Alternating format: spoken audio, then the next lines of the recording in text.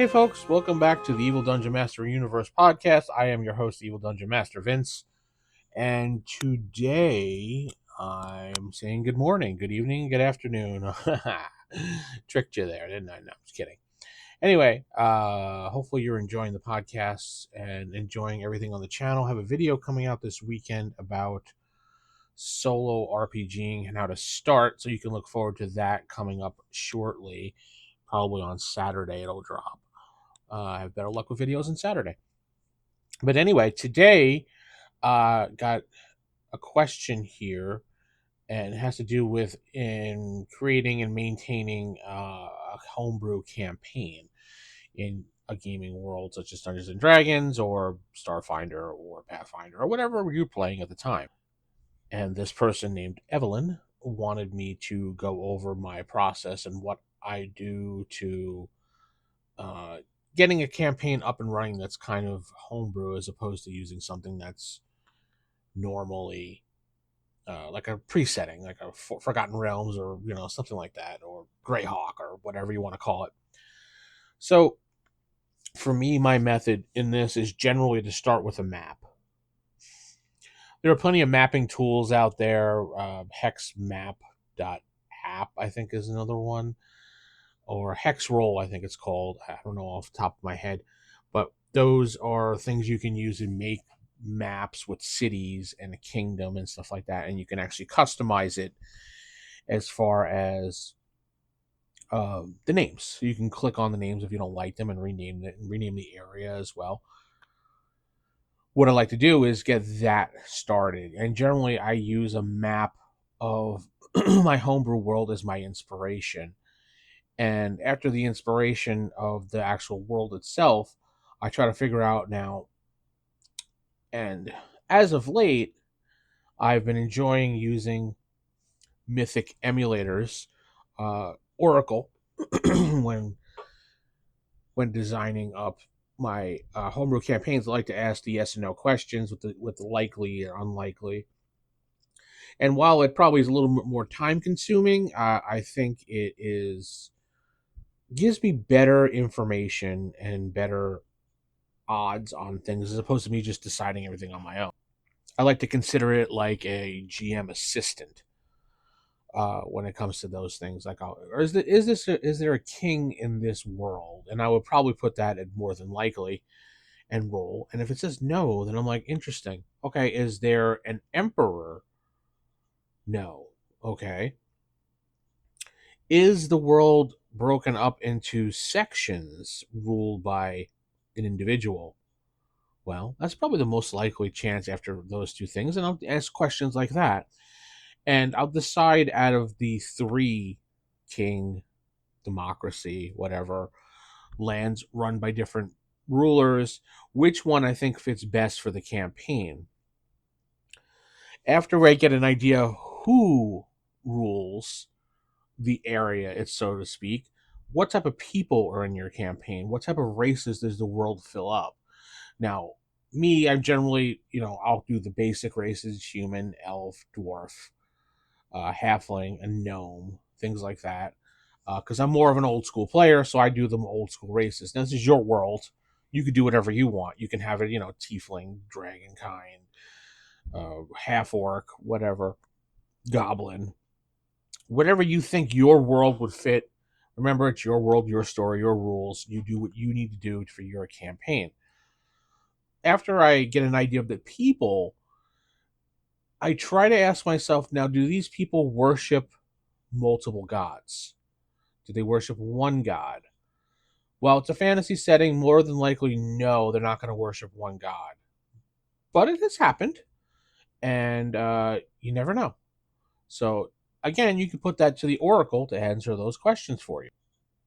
And yeah, I keep referring to the Oracle because it helps as your assistant.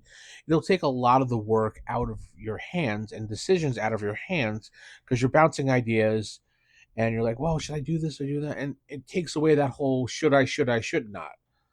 Now, again, you can skip that whole process and don't do that.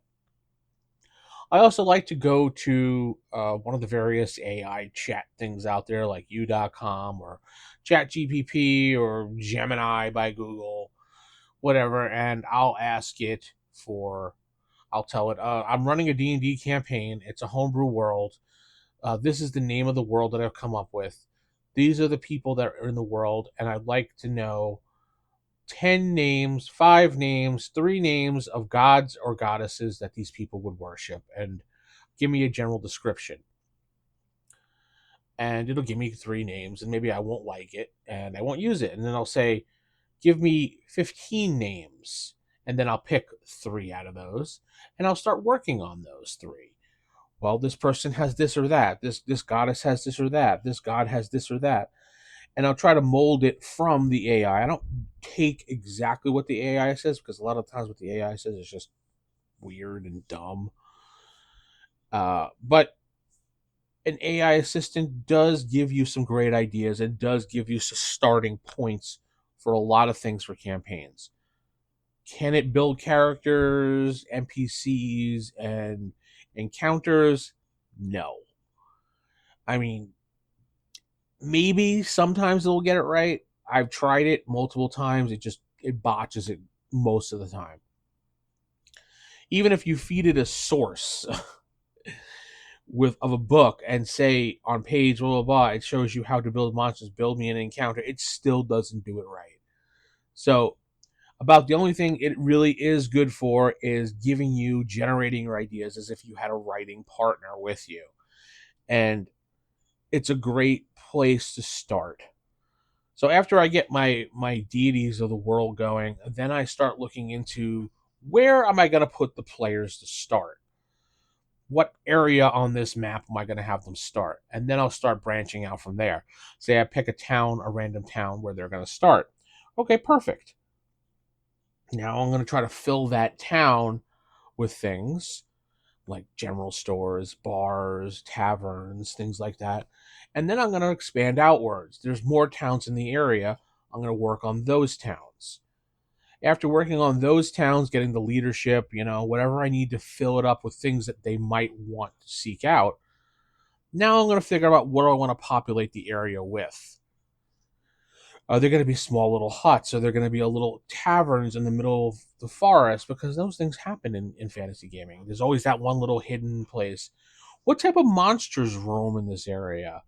Do I want to put like a cave system here that they're going to have to go to for their first mission? Or am I going to do this or that? I want to put things in there like that that will help flesh out this little world, so to speak, that I'm building. And you're only going to want to do a section at a time. You're not going to want to build up everything right away. I know, because you don't know where your players are going to go. And if you're doing first level starting, worry about the area they're in at the moment. If you have your mission and you have players that are good and they're starting in a tavern and they have that whole mission, we need you to clear out the caves of the goblins because they have stolen the area, which was our mine, which helps support the town. We will reward you handsomely if you clear them out. You know where they're going to go for their first mission is this cave system. So you already have it marked on the map. And you're going to guide your players to that. And that's going to be your first, maybe second and third session, more than likely, depending on how big the cave systems are. And then you're going to start working on that cave system. That'd be the next thing, because you know where you're sending your players. Everybody has a different process when it comes to homebrew campaigns. Some people like to sit and do every detail possible for their campaign. I don't. I like to just take areas a little bit at a time and build them up around the players. And as they're moving outward into your world, I'll start doing a little bit more, setting up a little bit more outward. So think of it as a circle. And there's a circle area around where they started.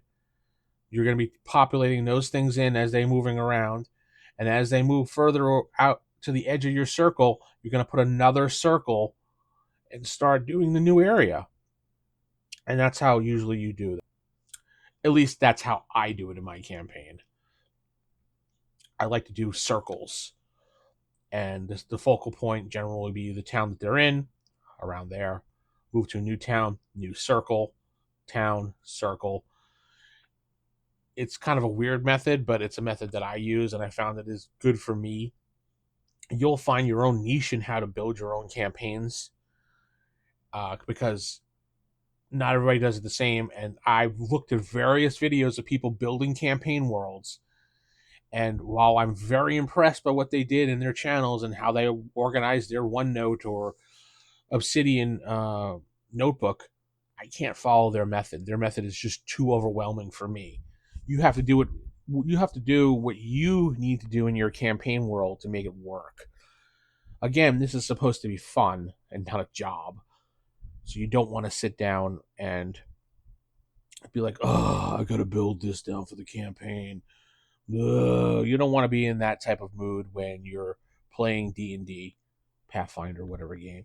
You want to be like, yeah, all right, I got some free time. Let me plan out. You rub your hands together like, we plan out my campaign and let me see what I can do about this today.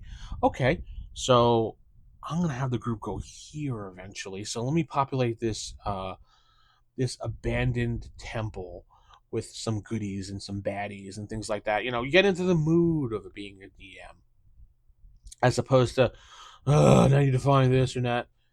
Dungeon Scrolls is going to be your friend as well. DungeonScroll.com helps you build various maps. It's free.